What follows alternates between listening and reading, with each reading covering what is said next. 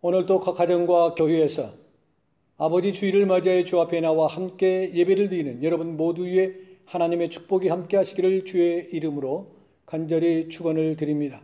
오늘은 본문 말씀을 중심으로 나의 신앙과 비전이라는 설교의 제목으로 함께 은혜를 나누고자 합니다. 두려워 말고 변화에 도전하고 적응하는 저와 여러분이 되기를 간절히 희망합니다. 신앙과 비전은 자동차의 양 바퀴와 같습니다. 그 어느 하나도 없으면 안 됩니다. 본문을 자세히 살피면 바울이 제시한 신앙과 비전이 일목요연하게 드러나 있습니다. 신앙이란 무엇이며 비전이란 무엇인가를 살핀 후에 본문으로 돌아가도록 하겠습니다. 첫째로 신앙이란 무엇입니까? 하나님이 계시는 것과 하나님이 하신 일을 그대로 믿는 것입니다. 신학이 하는 일은 하나님이 계시는 것과 하나님이 하신 일을 학문적으로 해석하고 설명하는 것입니다. 성경대로 믿는 것이 바로 신앙입니다. 성경에 기록된 하나님의 사역, 즉 하나님이 하신 일을 종합하면 크게 네 가지로 요약할 수가 있습니다. 첫째, 창조입니다. 성경의 첫 페이지인 창세기 1장 1절은 태초에 하나님이 천지를 창조하시니라로부터 시작합니다. 창세기 1장의 말씀을 믿지 않으면 성경 전체를 믿을 수 없고 기독교 신앙이 성립될 수가 없는 것입니다. 시편 121편 2절을 보면 나의 도움은 천지를 지으신 여호와로라고 했습니다. 창세기 1장에 기록된 천지 창조는 말씀으로 창조하셨습니다. 하나님이 말씀하시니 그대로 되니라가 6차례 있었고가 한 차례입니다. 되라면 되고 있으라면 그대로 되었다는 것입니다. 참으로 놀라운 말씀의 능력입니다. 시편 107편 20절을 보면 그의 말씀을 보내어 그들을 고치시고 위험한 지경에서 건지셨도다라고 말씀하고 있습니다. 말씀으로 창조하시고 고치시는 능력이 하나님께 있다는 말씀입니다. 둘째, 섭리입니다. 우리의 만남은 우연이 아니라 하나님의 섭리인 줄로 믿습니다. 시편 136편을 보면 신들 중에 뛰어난 하나님께 감사하라. 지혜로 하늘을 지으신 이에게 감사하라. 땅을 물 위에 펴신 이에게 감사하라. 해로 낯을 주광케 하신 이에게 감사하라고 했습니다.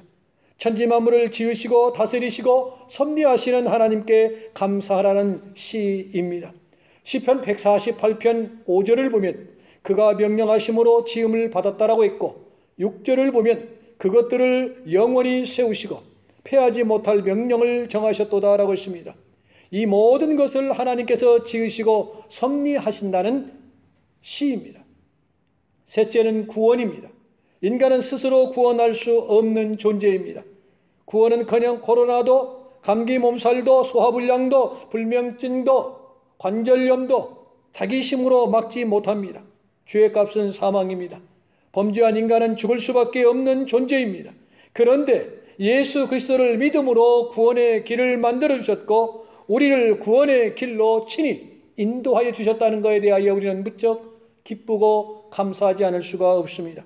그리고 구원을 제한하지 아니하시고 누구든지 저를 믿는 자마다 멸망치 않고 영생을 얻게 하려 하심이라는 문을 열어 놓으셨습니다. 하나님의 구원은 제한이 없습니다. 단 한 가지, 예수 그리스도를 나의 구주로 고백하고 믿어야 하는 것입니다. 넷째, 심판입니다. 하나님이 하실 마지막 사역은 바로 심판입니다. 시간과 사건과 장소를 따라 지금도 심판하고 계시지만은 장차 하실 종말 심판은 하나님의 사역 중 마지막 남은 사역입니다. 우리는 하나님이 계신 것과 살아 계심을 믿어야 합니다. 하나님께서 하시는 사역도 그대로 믿어야 합니다. 그대로 믿는 것이 바른 믿음이기 때문에 그렇습니다. 둘째로 비전이란 무엇입니까? 사전적인 의미는 미래를 향해 품는 꿈을 말합니다. 기독교적인 의미는 믿음으로 하나님께 희망을 걸고 앞으로 나아가는 신앙적 결단이라고 할 수 있습니다. 오늘 본문 1절에 보면은 그러므로 너희가 그리스도와 함께 다시 살리심을 받았으면 위의 것을 찾으라고 말씀하고 있습니다. 이 말씀은 네가 만일 예수 그리스도를 믿는다면 비전을 가지라는 말입니다. 본문을 보면은 위의 것과 땅의 것이란 말이 나옵니다. 위는 하늘과 하나님이 계시는 곳이란 뜻입니다. 아래는 땅과 세계가 있다는 뜻입니다. 위를 바라보면 위에 있는 세계가 보입니다. 헬라어로 인간을 안드로포스라고 말합니다. 그 뜻은 위를 바라보는 존재라는 말입니다. 위를 바라보면 천국이 보이고 하나님이 보이고 미래가 보이고 영원히 보이는 것입니다. 그러나 아래를 바라보면 인간이 보이고 속물이 보이고 절망이 보이는 것입니다. 현재 눈앞에 보이는 코로나 바이러스만 바라보면 우리는 절망할 수밖에 없습니다.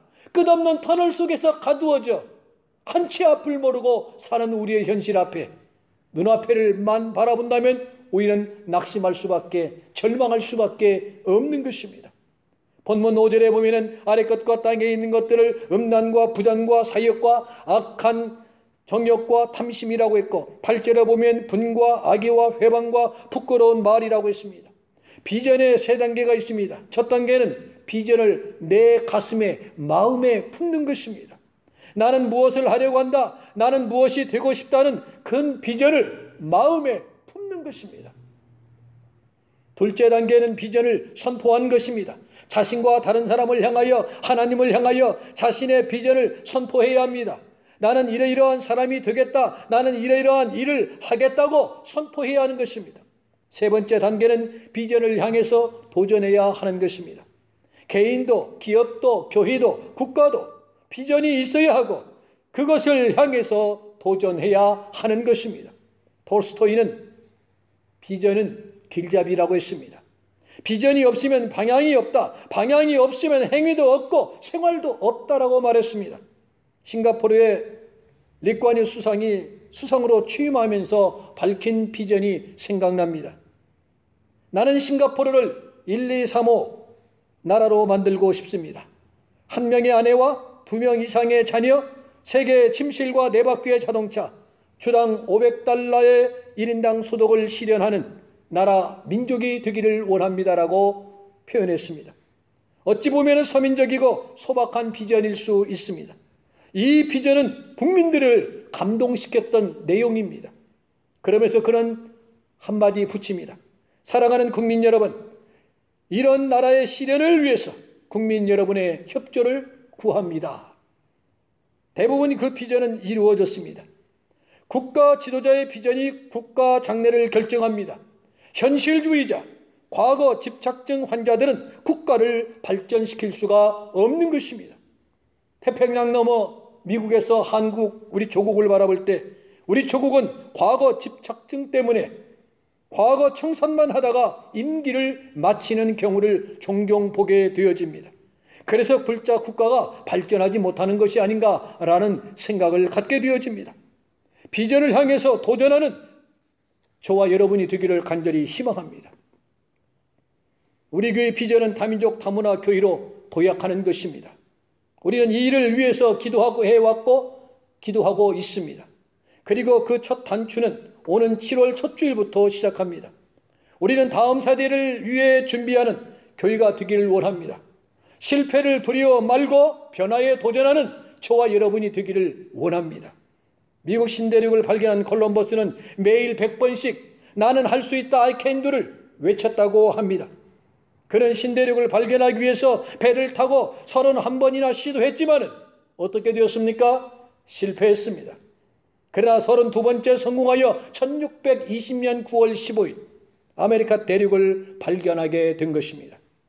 짐 에보트는 날 때부터 오른손이 없는 장애인으로 태어났습니다. 그러나 어려서부터 위대한 야구 선수가 되는 것이 그의 꿈이었습니다.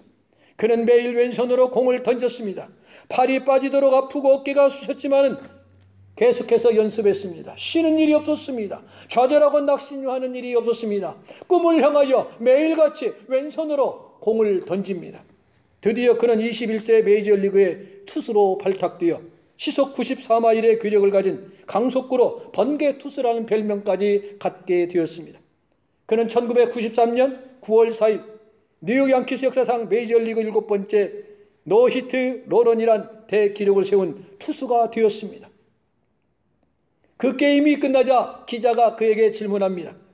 장애의 몸으로 어떻게 강속구를 날릴 수 있습니까? 그의 대답은 간단했습니다. 그래요. 꿈이 있으면 됩니다. 나는 한쪽 손이 없다는데 신경을 쓰지 않았습니다. 내가 세운 꿈을 향하여 힘차게 여기까지 달려왔을 뿐이고 앞으로도 꿈을 향하여 나는 달려갈 것입니다. 나의 꿈이 오늘을 나를 만들었습니다. 요셉은 꿈의 사람이었습니다. 그는 자신의 꿈대로 30살 되던 해 애굽의 국무총리가 되었습니다. 그런데요, 단 한 번도 내가 내 꿈을 이루었다라고, 나는 성공했다라고 말하지 않았습니다. 창세기 45장 4절에서 8절에 보면은 자신을 애굽에 보내신 분도, 자기를 국무총리로 세우신 분도 하나님이 하셨습니다라고 고백했습니다. 4번이나 하나님이 하셨습니다라고 고백했습니다. 바로 이것이 신앙과 비전의 조화인 것입니다. 여러분, 이제 말씀을 마치겠습니다. 찬송가 490장으로 말씀을 마무리하려고 합니다. 주여, 지난밤 내 꿈에 비었으니 그 꿈 이루어 주옵소서. 밤과 아침에 계시로 보여주사 항상 은혜를 주옵소서. 나의 놀라운 꿈 정녕 나 믿기는 장차 큰 은혜 받을 편이, 나의 놀라운 꿈 정녕 이루어져 주님 얼굴 배우리라. 우리는 해낼 수 있습니다. 우리에게는 꿈이 있습니다. 우리 모두는 태평양을 넘어올 때 푸른 꿈을 안고 여기까지 왔습니다. 우리의 신앙생활도 하늘에 산 소망을 두고 오늘을 살아가고 있고, 코로나 바이러스를, 어려운 불경기를 이겨내고 있습니다. 꿈이 없는 사람은 이겨낼 수 없을 것입니다. 하나님이 주시는 꿈을 갖고 모든 어려움을 극복하는 지혜와 큰 믿음이 여러분에게 있기를 간절히 희망합니다. 누군가는 꿈만 꿀 때 누군가는 성공에 도전한다는 것을 여러분 기억하시기 바랍니다. 나도 할 수 있습니다. 두려워 말고 변화에 도전합시다. 하나님이 우리와 함께 하십니다. 그 비전을 품고 믿음으로 도전하는 성도 여러분들이 되시기를 주님의 이름으로 간절히 축원을 드립니다. 기도하시겠습니다. 이제는 우리 주 예수 그리스도의 은혜와 성부 하나님의 무한하옵신 사랑하심과 성령님의 교통, 교제, 역사, 인도, 충만하심의 은총이 오늘 또 하늘의 산소망을 가지고 꿈을 향하여 날마다 도전하는 사랑하는 성도님들 머리 위에 아버지 주일을 맞이하여 위에 계신 아버지 하나님의 은혜와 나를 낳아 오늘에 있게 하신 부모님의 은혜를 기억하며 공경하기로 다시 한번 결심하고 다짐하는 사랑하는 성도님들 머리 위에 해돋는 모든 권속들 위에 이제로부터 영원토록 함께 있을지어다. 아멘.